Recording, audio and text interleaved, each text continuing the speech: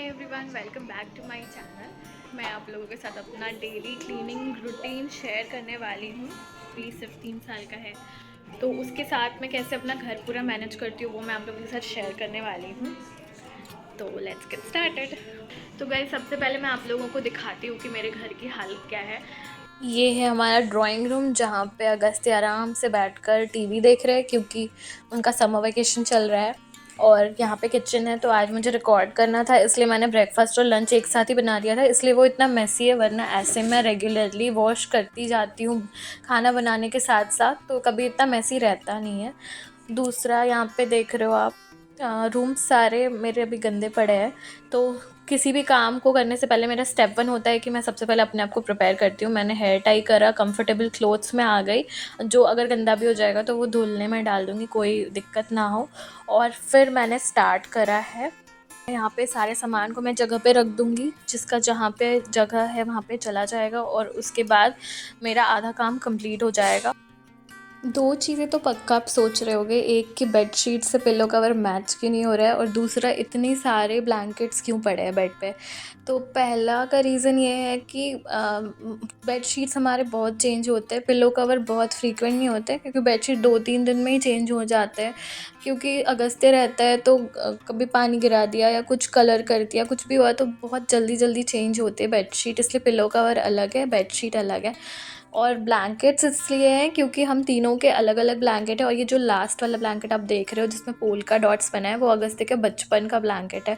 तो वो उसे कभी नहीं छोड़ता, पर उसमें फिट नहीं आता, तो उसके लिए एक अलग से भी ब्लैंकेट है, और वो उसको एज अ टॉय यूज़ करता है उस ब्लैंकेट को। अच्छा, अभी ये जो आप देख रहे हो ना, झाड़ू, प्लास्टिक वाले झाड़ू से मैं बेडशीट क्लीन कर रही हूँ। ये मैंने कभी ना यूट्यूब पे किसी को देखा था, और ये बहुत ईजी कर देता है काम को, और बहुत बारीकी से बेडशीट क्लीन हो जाती है, बिल्कुल भी डस्ट नहीं रहता है, बिल्कुल भी कोई भी गंदगी, वो सब अच्छे से क्लीन हो जाती है।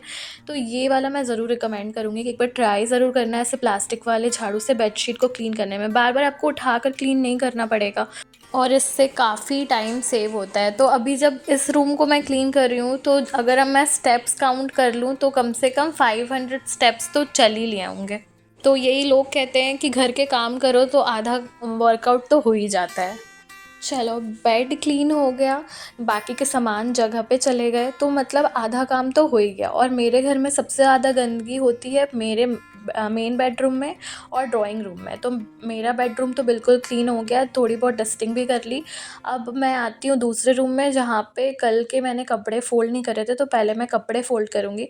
लेकिन अगर अगस्त्य घर पे है तो कपड़े फ़ोल्ड वो ही करवाता है, वो मुझे देगा तब ही मैं फ़ोल्ड कर ऐसे वो नहीं करने देगा फ़ोल्ड। तो जहाँ कपड़े फ़ोल्ड करने में 10 मिनट लगते हैं, वहाँ इसके साथ साथ में 20-25 मिनट तो लग ही जाते हैं। पर फिर भी मैं इसे रोकती नहीं हूँ कि चलो ये थोड़ा इंगेज हो रहा है, इसी बहाने वो खेल लेता है, इंगेज होता है, तो मेरे साथ भी अच्छा टाइम स्पेंड हो जाता है। तो कपड़े वपड़े ले आता है मेरे साथ, फ़ोल्ड करवा देता है, जगह पे रख देता है, और इससे मज़ा भी आता है। सेकंड वाला रूम जनरली बहुत यूज़ नहीं होता है, इसमें बस पूजा करते हैं हम, और गेस्ट रूम की तरह है, जब कोई आता है तो यूज़ होता है, तो इसमें मुझे ज़्यादा टाइम लगता नहीं है। वैसे कपड़े फ़ोल्ड करने थे इसीलिए यहाँ पे टाइम लग रहा है, नहीं तो 5 मिनट से ज़्यादा मुझे यहाँ बिल्कुल भी नहीं लगता। तो चलो, फटाफट से सारे काम यहाँ पे हो चुके हैं, और ये बेडरूम निपट चुका है। तीसरे बेडरूम में भी मतलब वो एज अ स्टोर और ऑफिस रूम की तरह यूज़ होता है, तो उसमें भी वैसे कुछ खास नहीं था, थोड़ा बहुत ही डस्टिंग कर दिया तो हो जाता है वहाँ पे भी क्लीनिंग। तो मुझे मुश्किल से गेस्ट रूम और तीसरे वाले रूम में 5-5 मिनट का ही टाइम लगता है।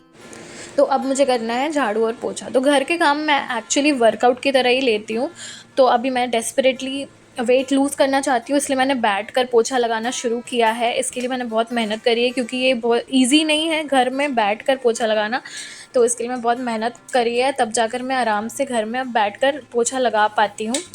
प्रेगनेंसी के बाद मेरा वेट 10 केजी बढ़ गया है, तो अब मैं डेस्परेटली अपना वेट लूज़ करना बलून चाहती हूँ। फोड़ना है, खेलना नहीं है।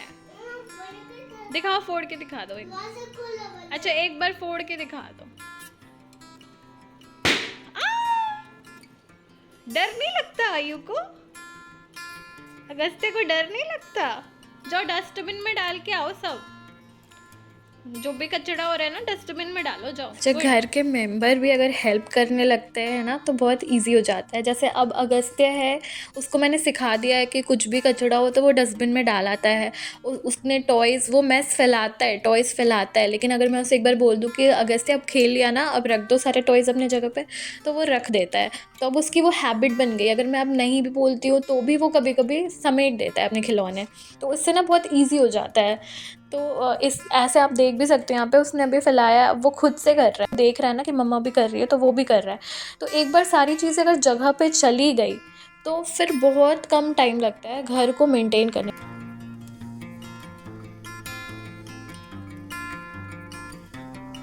आज मुझे ये रिकॉर्ड करना था इसलिए इतना लेट हो गया, वरना मुझे 1 से 2 घंटे से ज़्यादा तो नहीं लगता क्लीनिंग में।